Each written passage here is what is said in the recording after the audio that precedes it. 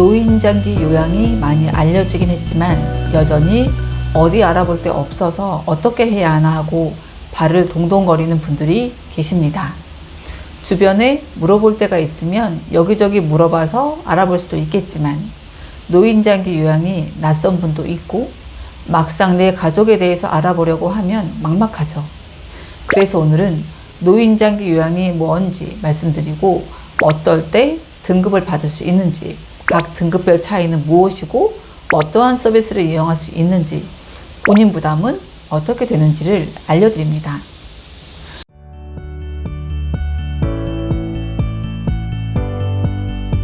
가족 중에 한 명만 아파도 온 가족이 신경 쓰이고 스트레스 받는 게 사실입니다. 병원 진료 볼 때도 돌아가면서 휴가를 받아야 되고 그나마 질병의 끝이 보일 때는 언제까지만 하면 된다라는 게 있지만 뇌졸중이나 파킨슨, 치매 또는 여러 질환으로 인해서 회복이 느린 어르신들은 그 끝이 보이지 않음에 보호자들은 더 지치고 힘들어합니다. 이럴 때 가족들이 마냥 돌아가면서 돌볼 수도 없고 그나마 가족이 한 명밖에 없을 때는 혼자서 오롯이 돌봄을 제공하면 경제생활도 되지 않고 번아웃이 오는 것은 시간 문제죠. 아파서 병원 진료를 보게 되면 우리는 건강보험을 이용해서 진료를 보고 약을 처방을 받죠. 이와 마찬가지로 노인성 질환이나 65세 이상의 노인들 중에서 일상생활이 어려운 사람들 대상으로 본인 부담을 줄여주기 위해서 국가에서 건강보험의 12.81%를 차지하는 노인장기요양보험과 지자체의 재원을 활용해서 돌봄을 받을 수 있도록 경제적으로 지원을 하고 있습니다. 이 지원을 받기 위해서는 건강보험관리공단의 노인장기요양 등급을 받아야만 합니다. 그렇다면 이런 노인장기요양은 무엇일까요?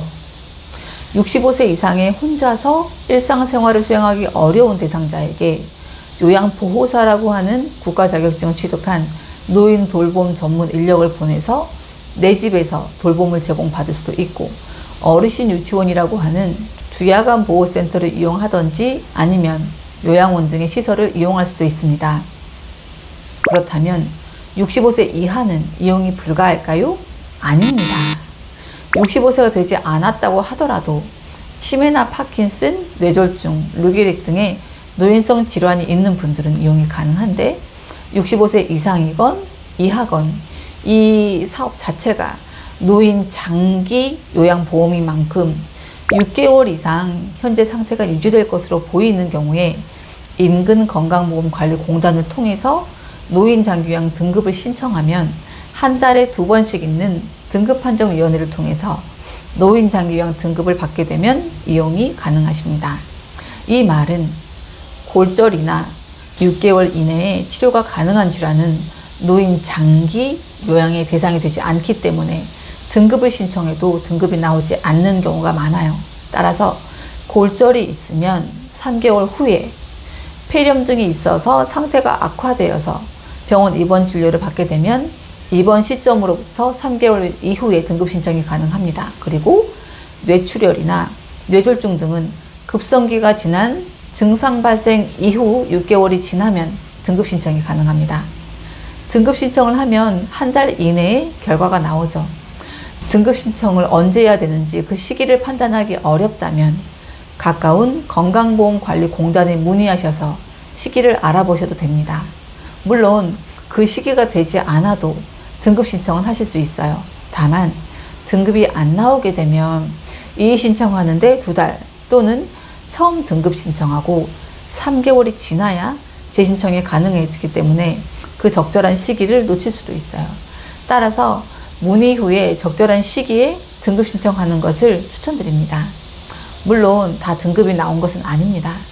등급이 안 나온 이유가 급성기여서 그렇다고 하면 급성기가 지난 다음에 신청하시고 해당 시기가 지나서도 여전히 혼자서 일상생활 수행이 어렵다면 다시 등급 신청을 하면 됩니다. 한번 등급이 안 나왔다고 이후에 등급 신청을 못하는 게 아니니까 편하게 등급 신청하세요.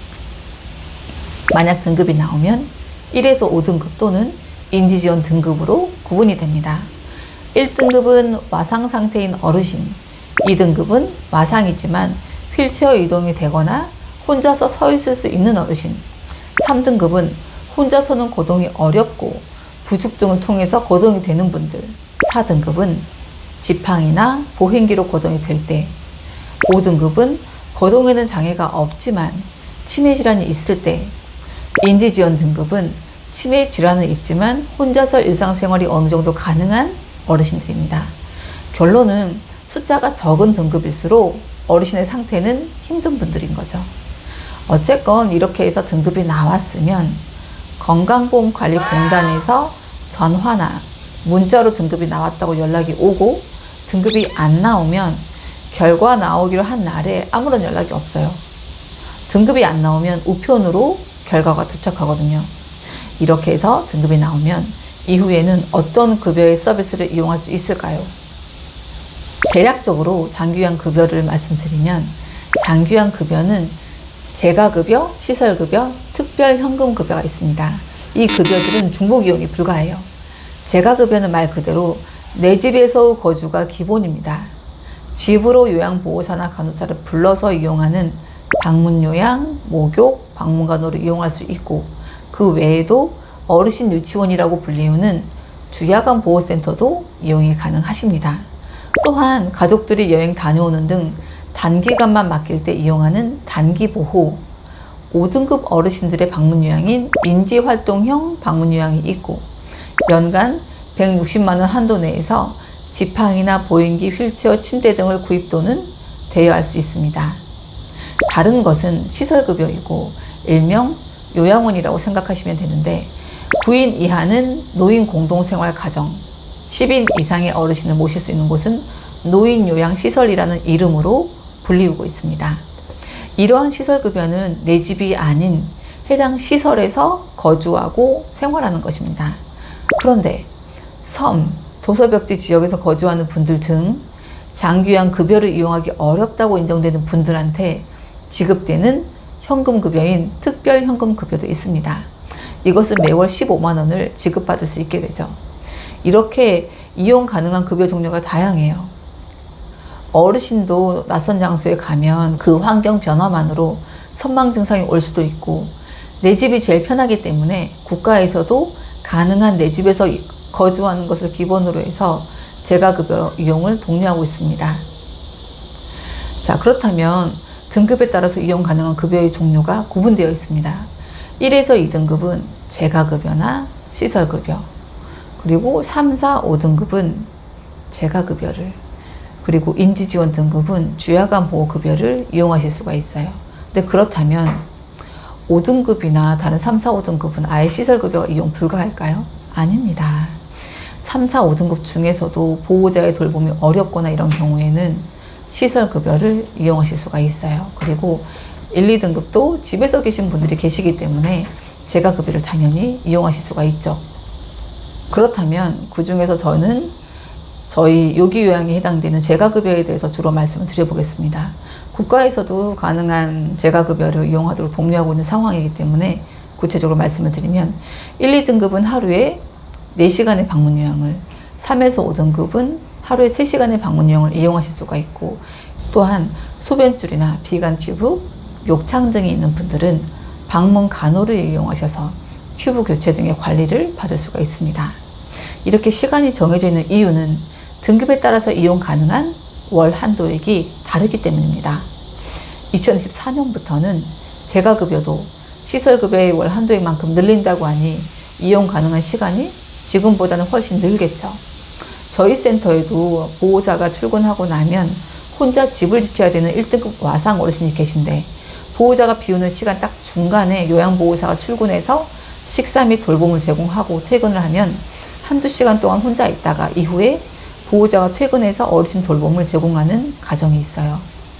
그동안 대변을 기저귀에 봤을 수도 있고 여러 상황이 생겼을 수도 있지만, 보호자가 퇴근해서 돌아올 때까지는 어떻게 할 수 없는데, 내년부터 한도액이 늘어나게 되면 이러한 1등급 와상 어르신들은 특히나 많은 도움이 될 것 같습니다. 아무튼 이용하게 되면 내가 얼만큼 돈을 내야 되는지 궁금하실 거예요. 등급이 나와서 재가급여건 시설급여건 이용하고자 할 때는 요양원이나 요기요양 같은 재가센터 또는 주간보호센터를 알아보셔서 우리 가족 이용하려고 한다고 하면서 건강보험관리공단에서 등급받을 때 받는 장기요양 인정서, 개인별 장기요양 이용 계획서, 복지용구 급여 확인서를 준비해 두시면 됩니다. 원본은 내가 가지고 있고 사진을 찍던 복사를 하던 사본을 해당 기관에 제출하면 됩니다. 그렇게 하고 해당 기관과 계약서를 통해서 계약을 맺고 나면 서비스를 이용하실 수가 있어요. 이렇게 이용하게 되면 비용 부담은 어떻게 되는 걸까요? 우리가 병원 진료를 볼 때 건강보험으로 진료를 본다 하더라도 얼마 정도의 본인부담금은 발생하죠. 그런 것처럼 노인장기요양보험도 본인부담금은 발생합니다. 일반 건강보험이라면 재가급여가 15%, 시설급여가 20%를 납부하게 됩니다. 만약 100만 원을 이용한다면 나는 15만 원이나 20만 원을 납부하게 되고 나머지는 국가에서 지원을 해주는 방식이에요. 하지만 그렇지 않은 경우도 있습니다.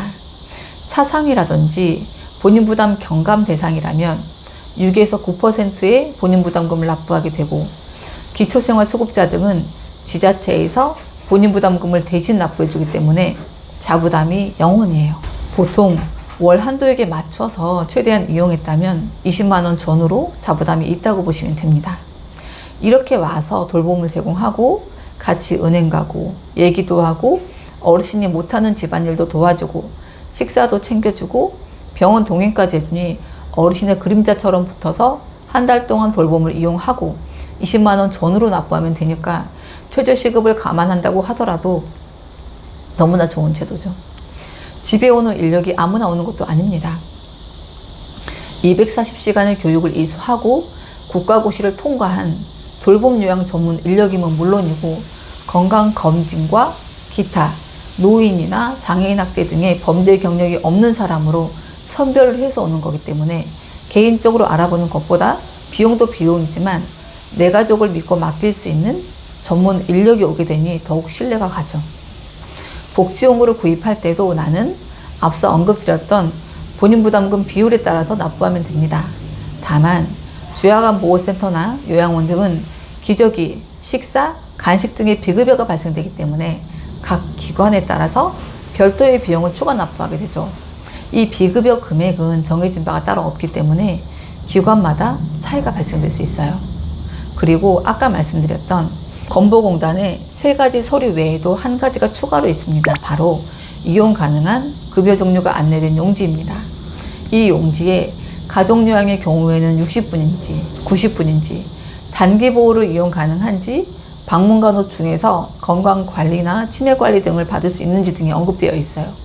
여기 언급된 급여 종류 중에 일부는 월 한도액과 상관없이 추가로 사용할 수 있기 때문에 최대한 활용하시는 게 좋습니다. 같은 방문요양기관이라 하더라도 이용 가능한 급여 종류에 안내가 되어 있다 해도 이용 불가한 기관들이 많아요. 예를 들어서 치매가족 휴가제만 해도 주야간보호센터나 방문간호를 같이 시행하고 있는 방문요양센터에서만 이용이 가능하십니다. 만에 하나 무슨 일이 생겼을 때 급하게 의료 인력이 투입되어야 될 수 있는데 이런 게 준비되어 있는 기관에서만 해당 급여를 이용하실 수가 있어요. 종일방문요양은 치매 진단 받은 분들이 연간 9일의 범위 내에서 이용이 가능한데 한 번 이용할 때 최소가 12시간이다 보니까 입주하는 댁은 물론이고 장기간의 돌봄이 필요한 가정에도 꼭 필요한 돌봄 종류입니다. 내년부터는 연간 12일까지 늘어난다고 하니 매월 적어도 2회씩은 이용 가능하기 때문에 큰 혜택이라고 봅니다. 이렇게 이용 가능한 종류가 정말 다양해요. 혼자서 어떻게 해야 되나 고민하거나 방법을 못 찾아서 망설이지 마시고 85에서 100%까지 국비 지원을 통해서 이용 가능한 노인장기 요양을 꼭 활용하시면 좋겠어요. 일반 건강보험처럼 소득에 따라서 등급을 받을 수 있고 없고가 결정되는 게 아니라 소득 상관없이 일상생활 수행 유무 등이 기준이에요. 본인 부담금만 소득이나 재산에 따라서 조금씩 차이가 있고요.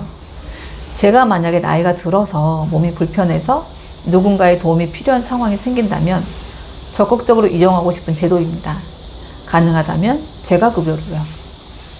국가에서 시행하는 노인돌봄 제도인 노인장기요양보험제도 몰라서 놓치지 마시고 충분히 활용하셔서 최대한 건강 상태를 유지 및 증진하시기 바랍니다. 오늘은 노인장기요양 보험에 대해 말씀드리고 등급받을 수 있는 시기 및 등급별 차이와 이용 가능한 재가 또는 시설급여 그리고 본인 부담금에 대해서 말씀드렸습니다. 끝까지 시청해 주셔서 감사합니다. 요기요양이었습니다.